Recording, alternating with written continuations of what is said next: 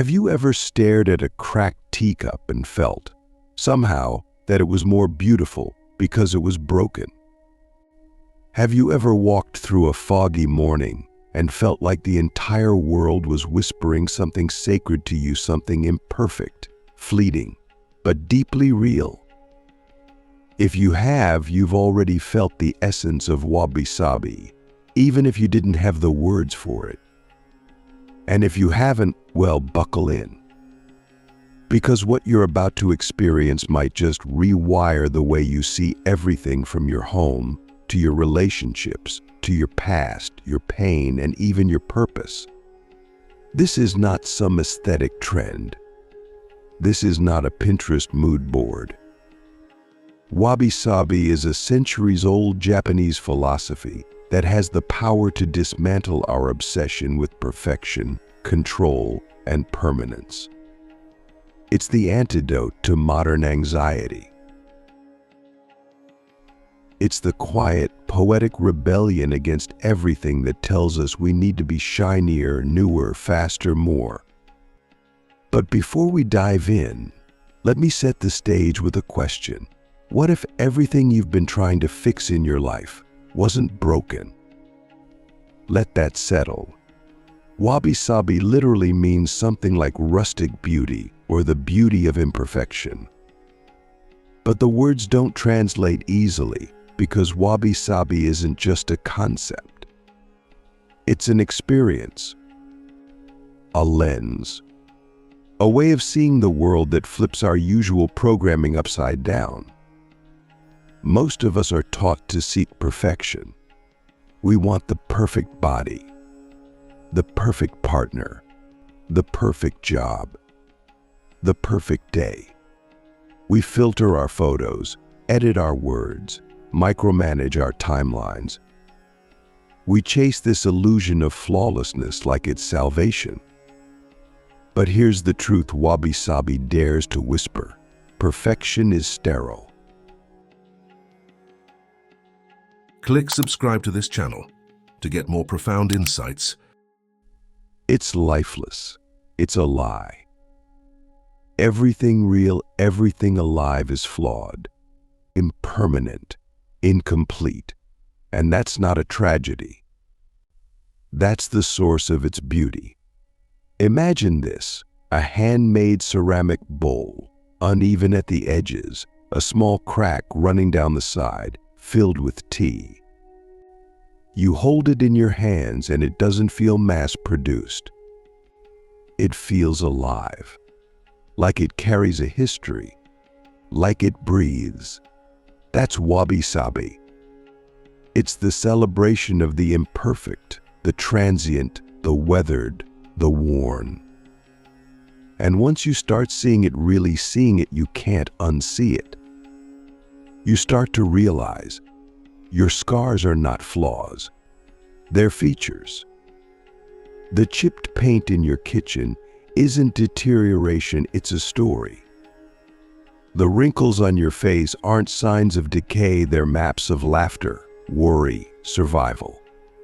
But here's where it gets even deeper. Wabi Sabi isn't just about appreciating imperfection in objects. It's about embracing it in yourself, in your life, in reality. And that's terrifying to some people, because we've been conditioned to believe that anything less than ideal is failure. That if we're not constantly improving, upgrading, optimizing, we're falling behind. But Wabi Sabi says, what if the point isn't to improve everything? What if the point is to appreciate it exactly as it is, to sit with it, to breathe with it, to love it not despite its flaws, but because of them? Let's pause here. When was the last time you looked at your life not to fix it, but to simply witness it? Not to judge, not to analyze, but to see it with reverence. That is Wabi Sabi. It's the quiet joy of a rainy day, the melancholy in an old song, the silence after a heartbreak, the grace found not in victory, but in surrender. And this is where the philosophy gets radically practical. Because if you truly begin to live Wabi Sabi, not just understand it intellectually, but embody it, it changes how you move through the world. You stop rushing. You stop forcing. You stop needing everything to be just right. You become more present, more gentle, more real. You forgive more easily yourself and others. You start to let go of the fantasy version of your life and start loving the actual one. And that is where liberation begins. But of course, here's the paradox. Wabi Sabi isn't comfortable. It doesn't give you control. It doesn't promise you eternal happiness. In fact, it asks you to accept something most of us spend our whole lives avoiding. Everything you love will eventually fade. Your youth, your possessions, your relationships, your very body. But here's the twist. Wabi Sabi says that's not something to fear, it's something to marvel at. Because impermanence doesn't make something less valuable. It makes it infinitely more precious. Think about cherry blossoms. They bloom for just a few days. And yet people travel across the world just to witness them. Why? Because their fleeting nature is what makes them sacred. Now imagine if you saw your life that way. Your morning coffee, your child's laughter, your aging parents, your own reflection. What if you stopped trying to preserve everything and started trying to experience it? That is the art of Wabi Sabi. But to truly live it, you have to let go of the myth of permanence, the myth of final arrival, the myth of perfection. And that's hard, because perfection is seductive. It gives us something to chase. It gives us a sense of control. But it also exhausts us. It keeps us in a loop of never enough. And here's the brutal truth. Perfection steals the present moment. Because you're always looking forward to when things will be better, cleaner, more beautiful. But Wabi Sabi brings you back to now, to this moment, this breath, this crack in the bowl, this scar on your skin, this silence in the room, and it says, this is enough. This is it. This is beautiful. So here's a question that might change your life. What are you trying to fix that might actually be perfect in its imperfection? Sit with that. Because in that question lies a doorway. A doorway into a life where you no longer measure your worth by how flawless you are, but by how fully you show up. Where your home doesn't have to be pristine to be sacred.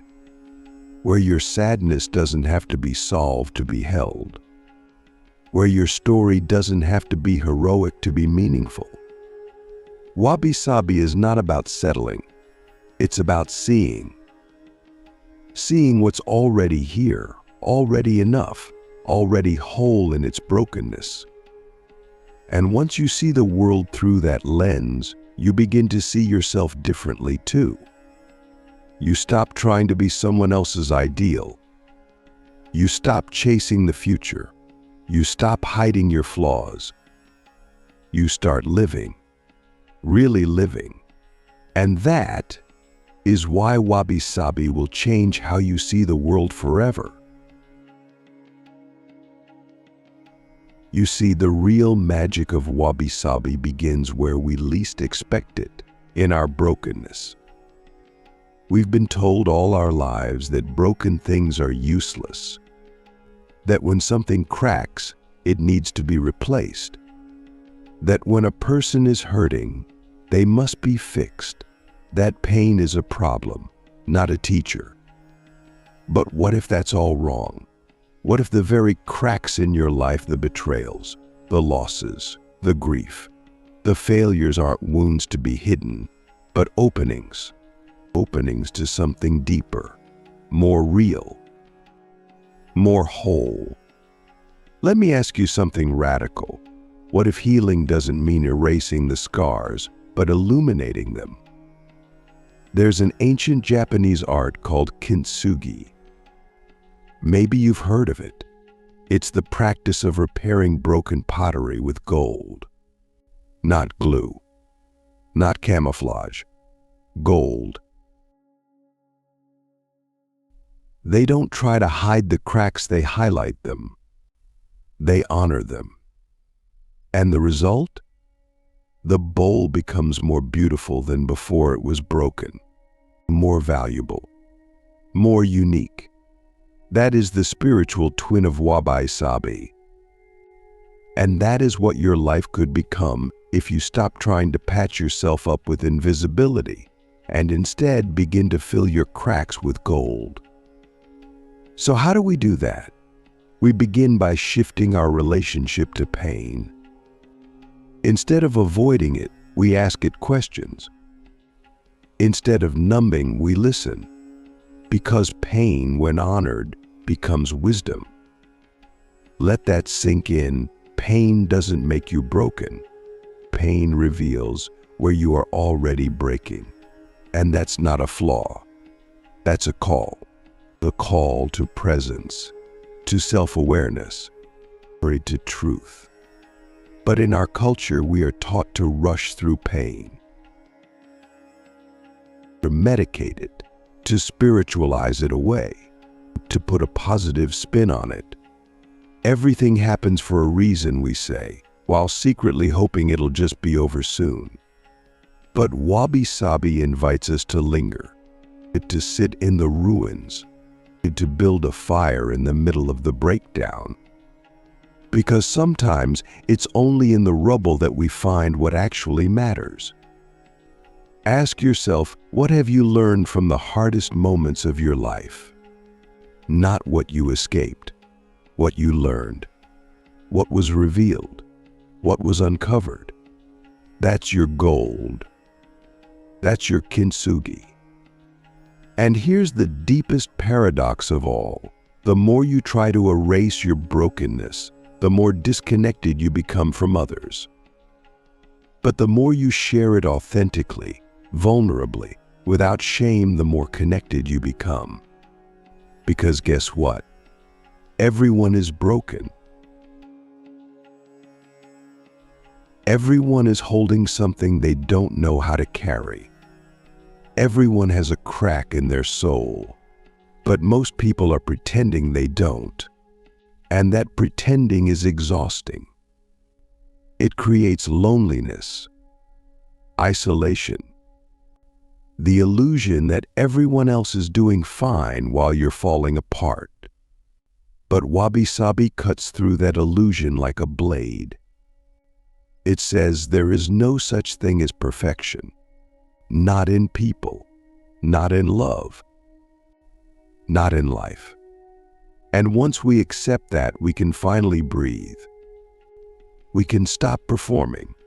We can stop apologizing for being real. And we can start to live from a place of authentic wholeness. Not the wholeness of having everything figured out, but the wholeness of being fully present, exactly as we are. Let's talk about relationships for a moment. How many of us enter relationships trying to be flawless? Trying to impress? Trying to hide our weirdness, our baggage, our history? But here's the irony. The more we hide, the less we are truly seen. And the less we are seen, the more alone we feel. But imagine a relationship where your imperfections are not just tolerated but cherished, where your past is not a liability but a doorway, where your vulnerability is not a weakness but the very thing that deepens the bond. That's Wabi Sabi love. It's not about finding the perfect partner. It's about seeing each other clearly and choosing to stay, not despite the cracks, but because of them, because they tell a story, a human story, a sacred story. And when two people bring their broken pieces together, not to complete each other, but to witness each other, that's when something real begins. Now let's zoom back out.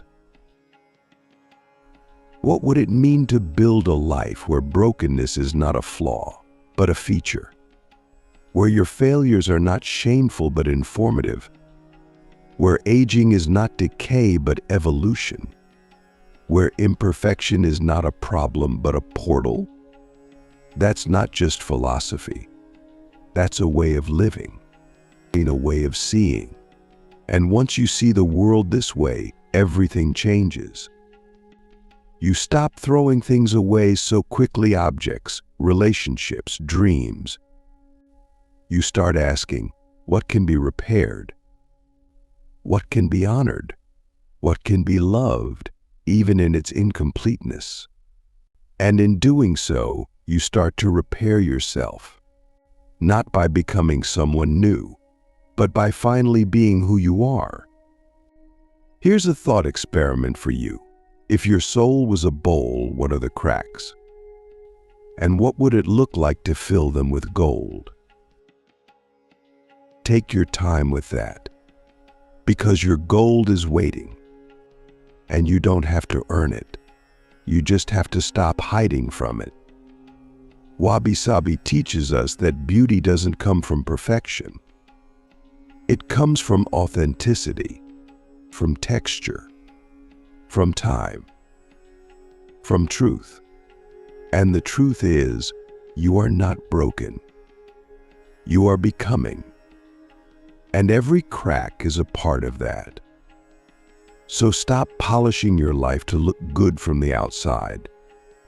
Start honoring the places where the light gets in, because that's where your power lives.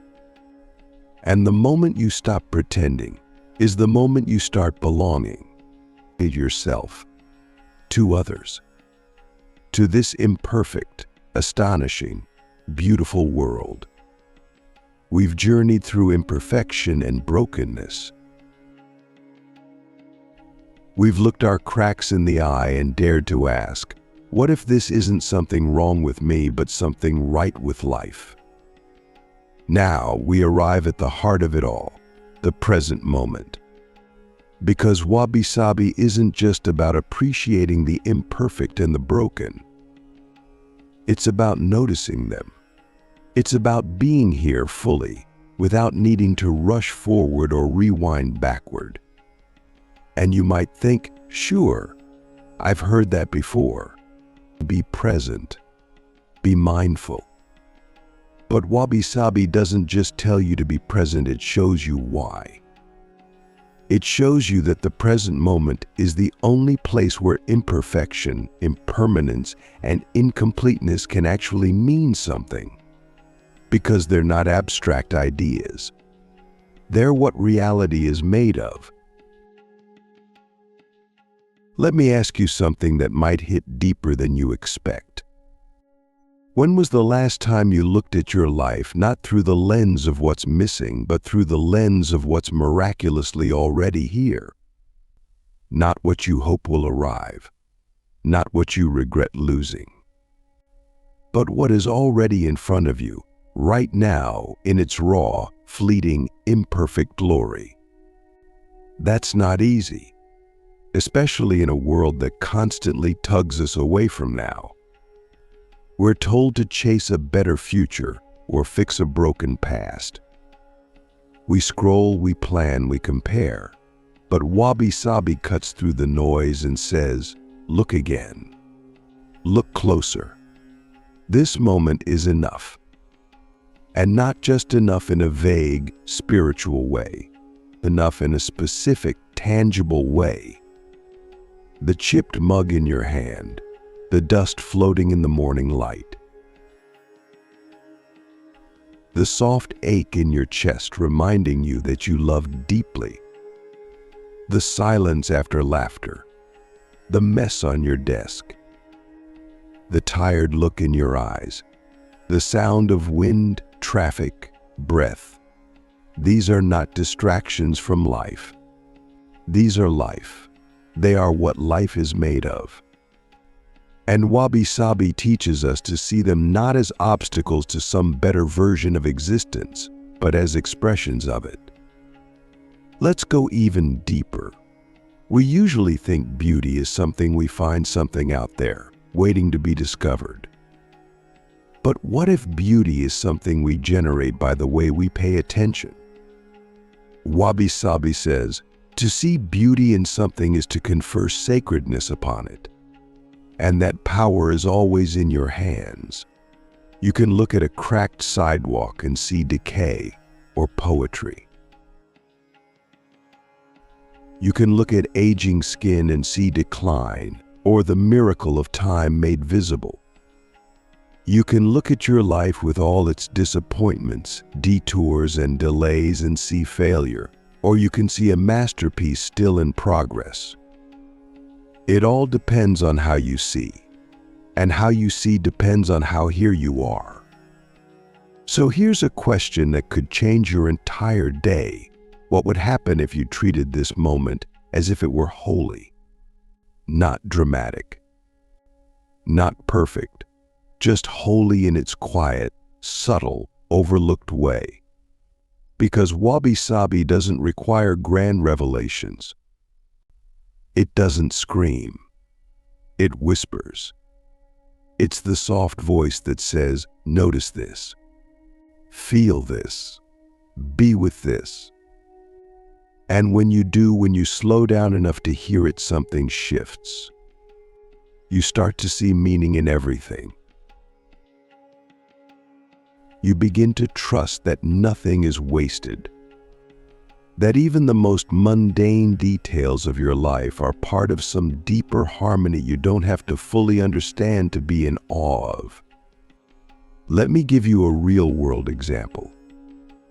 There was a monk in Japan who spent his entire life sweeping leaves off the temple steps.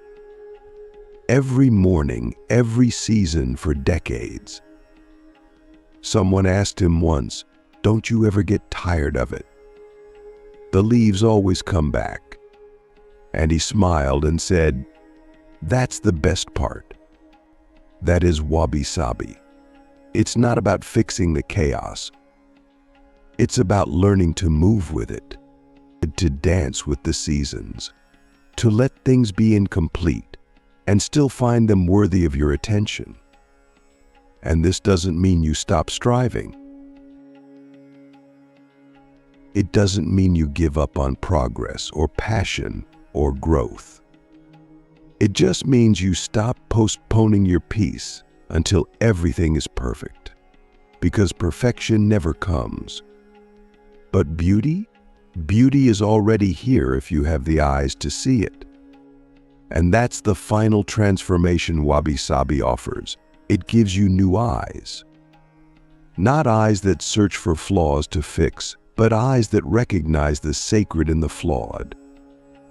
Not eyes that rush toward the next big thing, but eyes that linger on the small, real, quiet things.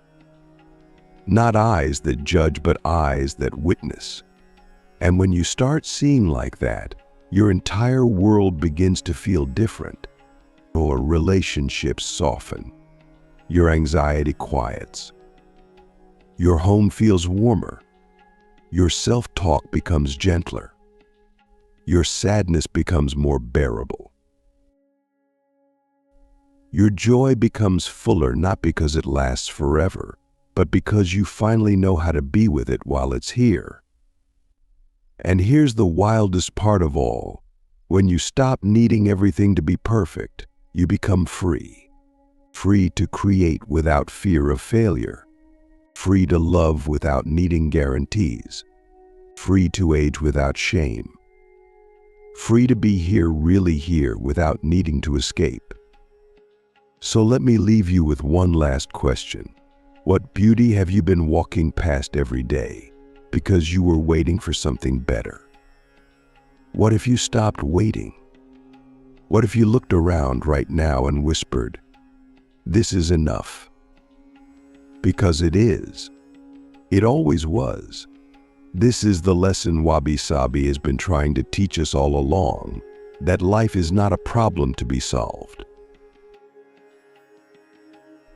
It is a moment to be met.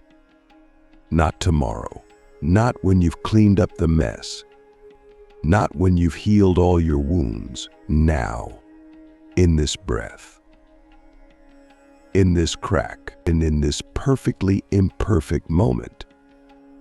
And if you can really see that if you can live from that space, then yes, Wabi Sabi will change how you see the world forever.